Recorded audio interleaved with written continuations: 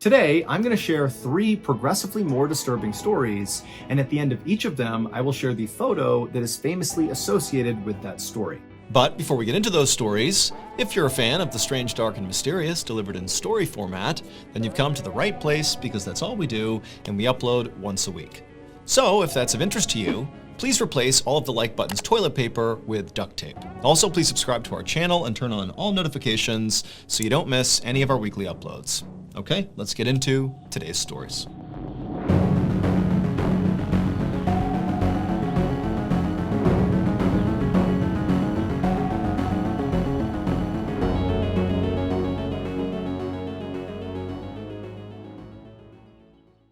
At 1 p.m. on November 2nd, 2020, an older man named Marcel Terray stood in his backyard hanging damp clothes on a clothesline.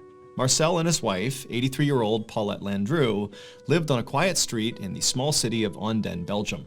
And usually, their days were filled with household chores or visits from their kids. But over the last few months, Marcel had started to spend a lot more time taking care of his wife because she had recently been diagnosed with Alzheimer's disease. Alzheimer's disease is a type of dementia that causes memory loss and confusion. And so Paulette needed help remembering to eat or to take her medications on time. And sometimes she would just wander off without telling Marcel, and Marcel would have to go corral her and bring her back home. For Marcel, watching his wife struggle with this disease was absolutely heartbreaking, and so he did everything in his power to make her life as comfortable and happy as he possibly could. And so before he had come out to hang up the laundry, he had made sure to set his wife up in front of the TV with a nice lunch so she could eat and watch her favorite show. And so Marcel hung up the last piece of clothing and then picked up the empty laundry basket and headed back towards the house. When he went inside, he expected to see his wife still sitting on the couch watching TV. But she wasn't there anymore. Marcel immediately began calling out his wife's name, but she didn't call back. And then he searched the whole house and he couldn't find her. And so starting to panic, he went outside, he searched the outside of the house, she wasn't there. He even knocked on some neighbors' doors, but they hadn't seen her. And so at this point, Marcel was very scared, given the fact that his wife had Alzheimer's and could easily wander off and put herself in a very dangerous situation without even knowing. And so instead of waiting any longer to just hope she showed up again, he picked up the phone and he called the police. Less than an hour later, Marcel stood outside of his house looking at helicopters flying overhead, and he knew at least half a dozen officers were spread out around the neighborhood, knocking on neighbors' doors. There were canine units searching the surrounding area. This huge search, it was all for Paulette. Marcel was glad to see that clearly the police had taken the search very seriously, and so he was confident that they would find his wife and that hopefully she'd be okay. But the hours kept ticking by, and as the sun began to go down, there still was no sign of Paulette. A police officer told Marcel that they would keep on investigating and hopefully find his wife as soon as possible. But over the next few days and weeks, Paulette didn't turn up, nobody had any idea where she was, and before long, weeks turned into months, and then months turned into 2 full years that nobody had seen Paulette. And by that point, Marcel had basically resigned himself to the fact that he very likely would die without ever figuring out what happened to his wife. But then, one day in early October of 2022, so 2 years after Paulette went missing, one of Marcel and Paulette's neighbors was at home on their computer looking at a particular website. And as they were scrolling through this website, they happened upon an image that as soon as they saw it, they froze. Because this neighbor was very well aware of the fact that Paulette had gone missing and nobody had found her. But now they're seeing this image on this website that basically gives away what happened to her. And so totally shocked that they had even found this image, the neighbor screenshotted it and brought it to the police. So it would turn out that neighbor was looking at Google Street View, which is a feature of Google Maps that basically allows you to see 360-degree views of basically anywhere on the planet. To create these images, Google literally sends out these special vehicles all over the world that have cameras that sit on top of the cars. And these cars drive down basically all the streets all over the place, constantly taking pictures all around them. And it just so happened on the exact day that Paulette went missing in 2020, there happened to be a Google car driving down the road that captured a picture of her. And so as you can see in the picture of her, you see Paulette on the left side of the image walking across the street away from her home, which is on the right side. And on the right side, you can actually see Marcel in the backyard hanging up laundry on the clothesline. And so the police, after getting this image, they basically followed the projected route Paulette was on, which is basically beelining straight across the road. And they found that across the street was this steep hill that led down to this thick bramble bush. and inside of that bramble bush was Paulette, and she was deceased. And so very likely, Paulette, in her confused state, walked straight across the street, as we see in the image, and then fell down that hill and got trapped at the bottom inside of that bramble bush and couldn't move. And so when that huge search for her was going on, very likely she was just trapped down there, but didn't understand what was going on, couldn't necessarily yell up to communicate with anybody, and so she stayed down there and died. And unfortunately, it would take 2 more full years and a random image on Google Street View before Marcel could finally get the closure he needed.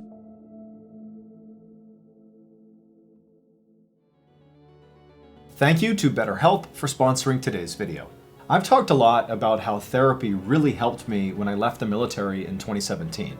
It took time, but I went from being this very angry person who was struggling with depression to feeling like I was at peace and content again. And today, part of the reason I still consider myself to be very well adjusted is because of the skills I have learned in therapy. The most important skill that I find myself leaning on most days is self-awareness, something I definitely lacked pre-therapy. Now I'm very in tune with how I feel and how it affects me personally, but also how it affects the people around me. Like, my mood and behavior can have an enormous effect on my friends and family, and I need to be aware of that. And so that self-awareness kind of keeps me from spiraling when I start to struggle. So while therapy is certainly not a one-size-fits-all solution, I do think it's a great starting point for anybody who's struggling. And while therapy can be costly, there are affordable options, such as online therapy platforms like BetterHelp. BetterHelp is on a mission to make starting therapy easier. All you have to do is fill out a quick questionnaire, and then you'll be paired up with a licensed BetterHelp therapist within a couple of days. One of the best features of BetterHelp is that if the first therapist does not feel like the right fit, you can continue to switch therapists until you find someone you really connect with, and it's at no additional cost. So really, BetterHelp is trying to find the right person for you. So if you're struggling right now and you think you might benefit from a therapy session, click the link in the description below or go to betterhelp.com/Mr. Ballin for 10% off your first month of therapy. Okay, back to the story.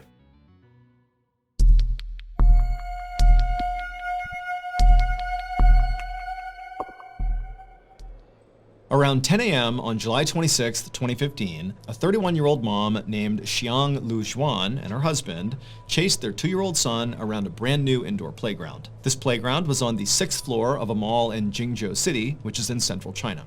And so Xiang and her husband had come to this mall today just so their son could basically enjoy this playground. And currently he was running around in circles and laughing hysterically. He thought it was great. Xiang caught up to her son and scooped him up and then placed him at the top of a slide. And he happily slid down to the bottom, and when he reached the bottom, Xiang was waiting for him, and the son, he just stopped and looked past her and pointed and started saying, "Ride, ride." And so Xiang, she turned around and she saw right behind them were these 2 escalators, one going up and one going down. And so Xiang realized her son clearly thought these escalators were maybe a part of this playground. And so he wanted to go use them. They were a fun attraction. And so Xiang smiled and took her son's hand and then told her husband they're going to go ride the ride, the escalators. And then they began walking over. Once Xiang and her son actually reached the escalator, suddenly her son was not as keen to hop on board. He was nervous.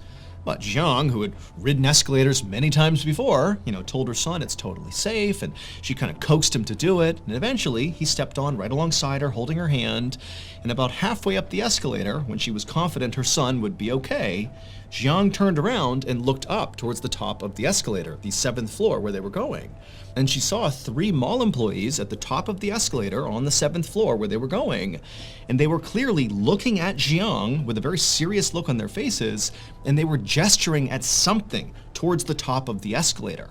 It seemed like they could be warning her about something or simply pointing something out. She wasn't really sure. And so she looked up at them like, what's going on here? But the 3 mall employees just didn't do a good job communicating whatever was going on or whatever issue they were dealing with. And so as a result, Xiang and her son just continued riding up the escalator, and as they got closer and closer, these mall employees continued to gesture at something happening on the 7th floor just beyond the escalator, and Xiang still totally confused. And then finally, when Xiang and her son reached the top and stepped off, Xiang suddenly understood what these employees were referencing, but by now, it was too late. Moments later, Jiang's husband, who was still down below on the 6th floor at the playground, he heard the sound of his wife and son screaming over near the escalator. And so instinctively, he bolted over to the escalator. He didn't see his wife, didn't see his son, and he began going up the escalator when someone at the top screamed at him to stop and get off the escalator. And so he did, and right then, a mall employee came running down the other side carrying his son, and this person handed the son over to Jiang's husband. And this employee, who clearly was completely shocked by whatever had happened up above, just shook their head.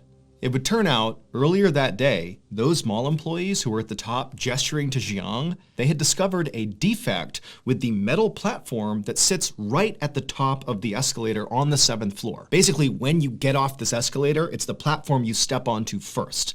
They had found there was something wrong with it. It wasn't stable. But instead of immediately blocking off the escalator to make sure nobody walked on it and then go get it repaired, these employees just kind of nonchalantly allowed the escalator to continue, stationed a couple of them at the top to make sure nobody, used the escalator, and then called for a repairman. But the repairman hadn't shown up and fixed this problem by the time Jiang and her son boarded the escalator. And these employees at the top knew there's this huge issue with the platform they're going to step on the second they get off, but they failed to communicate the danger to Jiang and her son as they were coming up. They just kind of broadly gesticulated that there was some issue up here and to sort of watch out for it, but Jiang had no idea. And so by the time she got to the top and stepped off the escalator onto that platform, well, the defect with the platform is that it caved in with any weight. And so she fell into the escalator, where the teeth of the escalator was rotating, and as she was getting pulled in to her death, her final moment captured on video as she took her son and thrusted him to the employees, saving his life before she disappeared and died inside the inner workings of the escalator. Following Jiang's death, there was a full-scale investigation, and quickly there were massive safety failures identified on the part of the company who made the escalator and also on the mall itself. 2 people were ultimately arrested in connection with Jiang's death and these safety failures, and the mall reportedly offered to pay some settlement to Jiang's family. However, the details of that settlement have not been made public.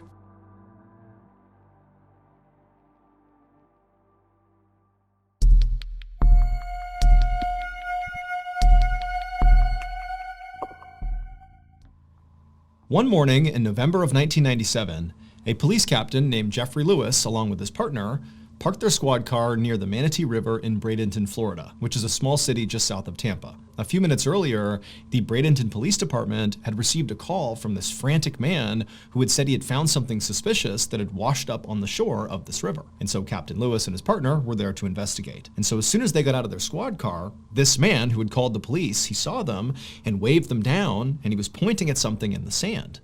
And so Captain Lewis and his partner, they walked over, and before they even talked to this guy, they just looked down at what he was pointing at, and right away they could see why he called the police. Because there, sitting on the sand, was a severed human hand.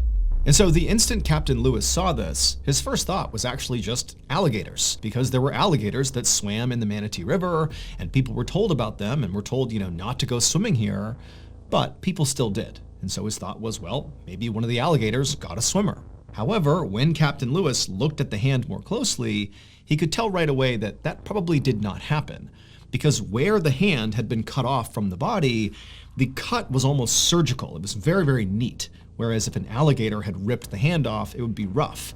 But this almost looked like a surgeon had carefully removed the hand. And so what this signaled to Captain Lewis is this hand very likely represented a murder victim. Somebody who killed this person, cut their body up, and one of their body parts is now washed ashore. And so Captain Lewis turned to his partner and told him to call for backup. And within an hour, police officers were scouring the Manatee River looking for the body that belonged to this hand. Meanwhile, the captain bagged this hand as evidence and brought it to the county sheriff's crime lab, hoping that forensic experts could potentially figure out who the victim was using fingerprints. However, when he actually handed over the hand to these forensic technicians, they told Captain Lewis that it was very likely going to be impossible to try to pull prints from this hand because the hand was very badly decomposed and water damaged. But they told Captain Lewis that despite this being a total long shot, they would still give it a try. And so really all Captain Lewis had was this hand, and so he just kind of waited for information from the crime lab about the fingerprints. And before long, the waiting went from days to weeks to months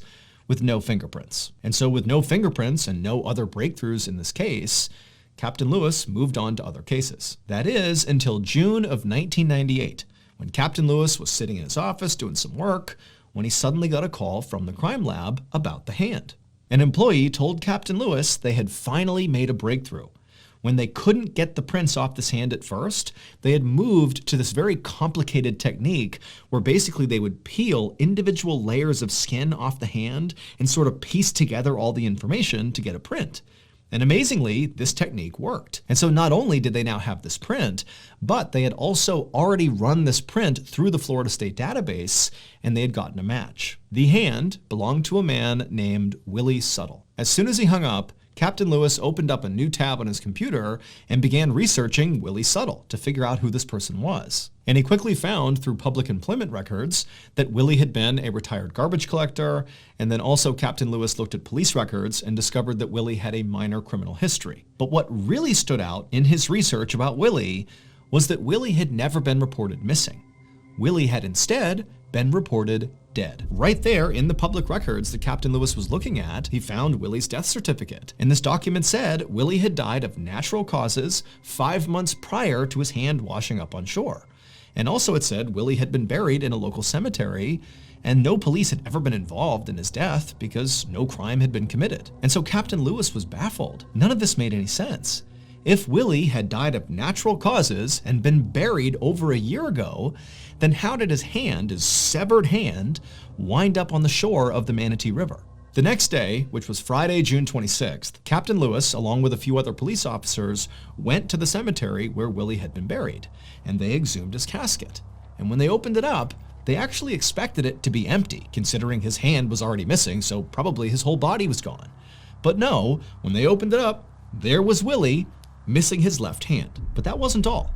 At the bottom of Willie's casket were all of his internal organs, just sitting there in a rotting pile. And so Captain Lewis is staring at this, having no idea what to make of it. But the first thought he had was, okay, maybe somebody tried to rob Willie's casket. But he's thinking, if they did that, why did they cut out his organs and stash them at the bottom of the casket? And also, why did they remove his left hand and chuck it in the river? Like, that doesn't make any sense. It felt like every clue Captain Lewis found was only making this case harder to solve. But he hoped when he sent off Willie's body to the county medical examiner that they would be able to provide him with some more answers as to what happened here. Later that afternoon, the county medical examiner would perform an autopsy on Willie's body.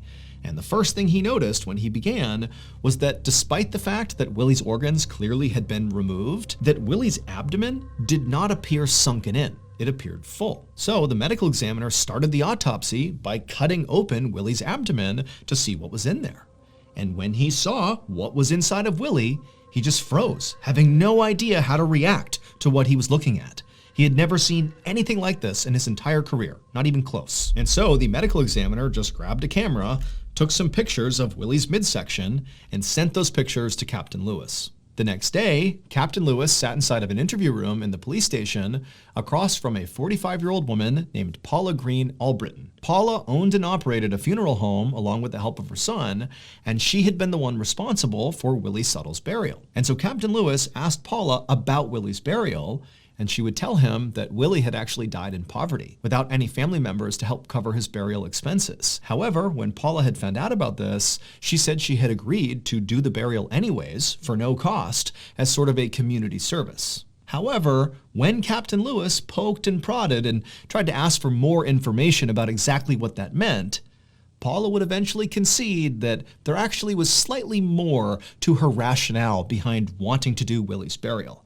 It was not just for charity. 2 days after this interview, police arrested both Paula and her son. And at Paula's trial, the truth surrounding what happened to Willie finally came out. It would turn out Paula's funeral home business was really struggling, to the point where if she couldn't start generating some real money, her business might go under. And she couldn't have that. And so Paula decided she would conduct a prosperity ritual to right her business. But to perform this prosperity ritual, Paula needed a body. And so along comes Willie Suttle, who's died in poverty and his family can't afford his funeral. And Paula says, don't worry, I'll take him on for free. But really what she needed was Willie's body. And once Paula and her son had possession of Willie's body, they began the ritual, which started with Paula's son carefully cutting off Willie's left hand, and then the two of them cut Willie's midsection open, removed all his internal organs, and then Paula got out all these voodoo dolls, and she wrote on pieces of paper the names of the other funeral homes, her competitors in the area, and she pinned these pieces of paper to each of these voodoo dolls, and then she took those voodoo dolls and jammed them inside of Willie's abdomen in the empty cavity they had created, and then they stitched him back up. And then she took Willie's body and his organs, and she chucked them into a cheap casket and had him buried. And then she also took the hand that her son had removed, she put it inside of a plastic bag, added some weight to it, and chucked it into the Manatee River. Paula believed this voodoo ritual would literally cause the owners of the other funeral homes, whose businesses she wrote down on the dolls and jammed inside of Willie's body, that this ritual would literally cause all of them to be struck down and killed, putting their businesses out of business, thereby leading to her business prospering once again. However, none of these things came to fruition. The ritual did not work the way Paula intended it to. Instead, the hand that she had thrown into the river ultimately washed ashore, and before long, the police figured out what Paula and her son had done. In 1999, so 2 years after Willie's hand had washed up on shore, Paula and her son were found guilty of desecrating Willie's corpse. Paula's son ultimately served 1 year in prison. As for Paula, her conviction was actually quickly overturned due to a technicality. It was discovered that during an interview with Paula, that police detectives told her that she could not be convicted if this ritual was part of a religious practice, that she was protected under the US Constitution. And so Paula, who confessed to doing this ritual, did so by saying it was part of her religion. She practiced voodoo. I am a voodooist, and I've survived because I know how to survive. And that's a part of my religion. And so in court, that confession was ruled inadmissible. And so she walked free. Here is a photo of the 12 voodoo dolls found inside of Willie's body, with the notes Paula wrote cursing her competition still attached. Are you the type of person who has binged basically all of my YouTube videos, and every week you anxiously wait a new upload? If so, thank you, but also you're in luck.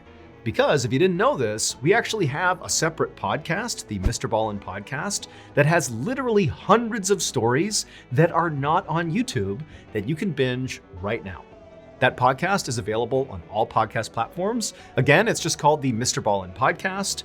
And on Mondays on that podcast, we upload exclusive new content that is not on YouTube to the podcast, so that's Mondays. And then on Thursday, we remaster the audio of your favorite videos on YouTube and put those on the podcast. But again, Mondays, those are brand new and exclusive to the podcast. But if you want to hear those exclusive episodes 1 month ahead of Apple and Spotify and all the other platforms, well, there's only one place you can do that, and that's on Amazon Music. So again, you can go to any podcast platform and find the Mr. Ballin Podcast, or if you're like me and you hate waiting, then you can listen early and ad-free on Amazon Music.